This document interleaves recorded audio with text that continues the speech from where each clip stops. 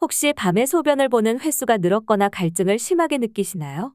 또 먹어도 배가 고파서 계속 음식을 찾게 되는데 먹는 것에 비해서 살이 빠지고 있지는 않나요? 시야가 흐릿하고 손이나 발이 무감각하거나 따끔하다거나 늘 피곤하시진 않은가요? 피부가 건조해서 가렵고 작은 상처가 생겨도 잘 낫지 않나요?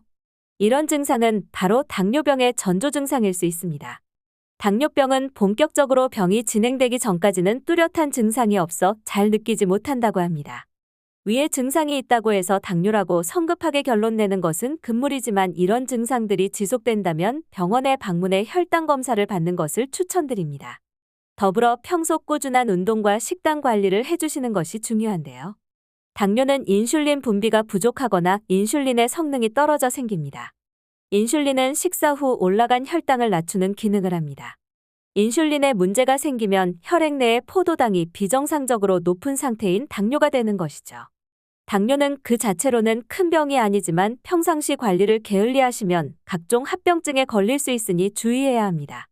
그래서 오늘은 당뇨를 예방하기 위해 좋은 식이요법 3가지를 알려드리겠습니다. 첫 번째, 각종 영양소, 특히 섬유소가 함유된 식사하기.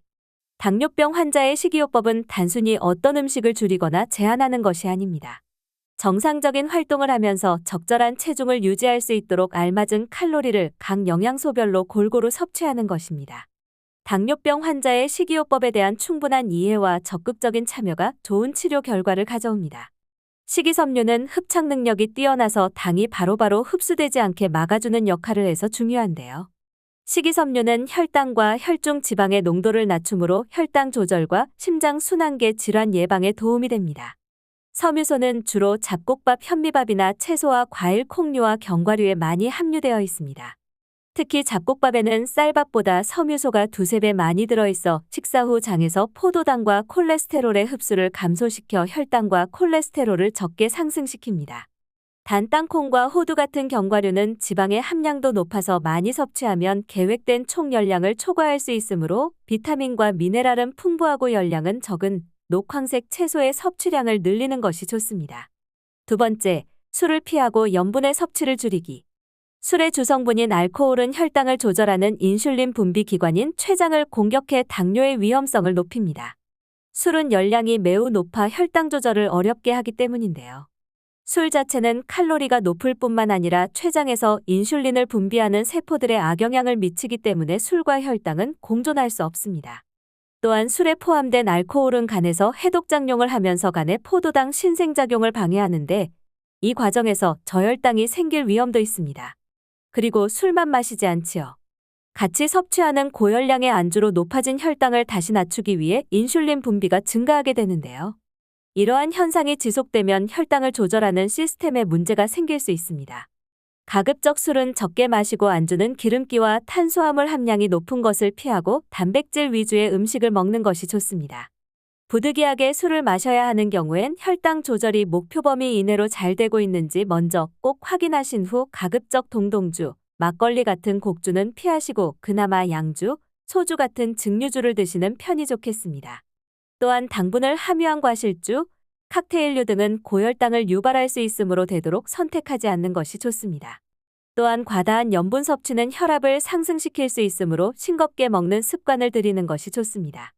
일본 당뇨병 합병증 연구 그룹의 연구 결과 제2형 당뇨병 환자에서 염분 섭취량이 많으면 심혈관 질환 발병 위험이 증가하며 염분 섭취를 제한하는 것이 심혈관계 합병증을 예방하는 데 유용한 것으로 밝혀졌습니다. 당뇨 환자에게서는 고혈압이 동반되는 경우가 흔하며 고혈압이 없다 하더라도 연령이 증가할수록 혈압이 높아질 수 있습니다. 당뇨병이 있다면 혈압을 낮게 조절해 주어야 합니다. 자연적인 음식보다 가공된 음식에는 많은 양의 염분이 들어 있습니다. 염분이 많이 함유되어 있는 간장, 조미된 소금, 라면 스프, 소세지 등의 음식은 되도록 적게 섭취하도록 하여야 합니다.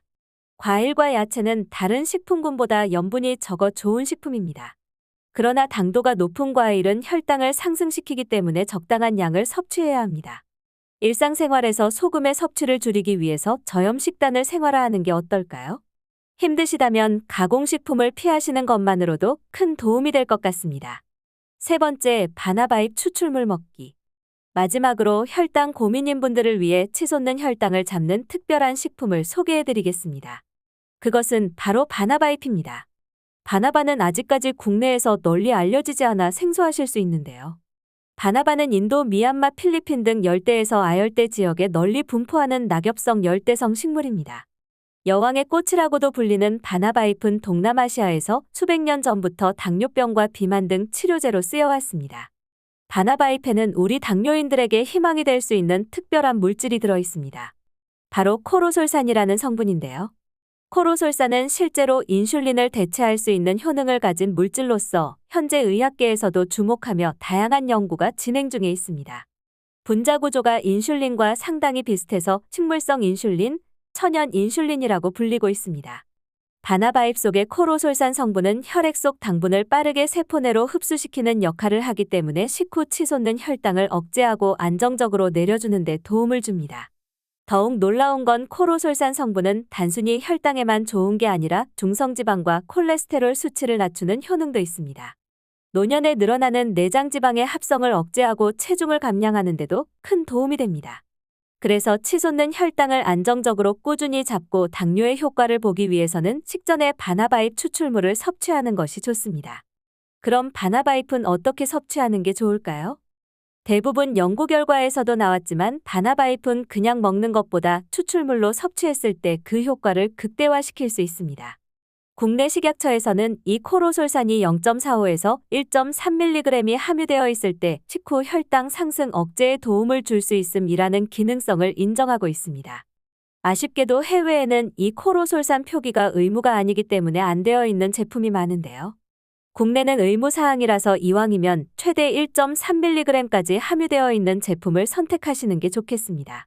여러분이 바나바의 추출물을 가장 간편하고 효율적으로 드실 수 있도록 한 가지 제품을 소개해드리려고 합니다. 이 제품은 현직 약사가 직접 설계한 제품으로서 엄격한 제조 공정으로 만들어진 혈당관리 건강기능식품입니다. SCI급 논문으로 검증된 재료만을 이용하며 바나바잎뿐만 아니라 혈당 억제에 도움이 되는 8가지 부원료도 정말 알차게 들어있습니다. 바나바잎에는 코로솔산이 식약처 고시 일일 섭취량 최대치인 1.3mg이 함유되어 있어 식후 혈당 상승이 걱정되거나 바쁜 일상으로 혈당 관리가 어려운 분들이 드신다면 혈당을 보다 쉽게 관리하는 데 큰 도움이 되실 테니 고정 댓글 확인해 보시고 더 많은 정보를 확인하시면 좋겠습니다. 오늘은 당뇨병의 전조 증상 그리고 혈당 관리에 도움을 주는 3가지 식단 방법에 대해 알아봤습니다. 당뇨병은 완치는 어렵지만 식습관과 운동 등의 생활습관 개선을 통해 관리만 잘하면 누구보다 건강하게 오래 살 수 있습니다. 적극적으로 의료진의 도움을 받는 것도 중요합니다. 끝까지 시청해주셔서 감사드리며 구독과 좋아요 그리고 댓글로 응원해주시면 정말 큰 힘이 됩니다. 오늘도 주입식 건강과 함께 행복하고 즐거운 하루 되시길 바랍니다. 감사합니다.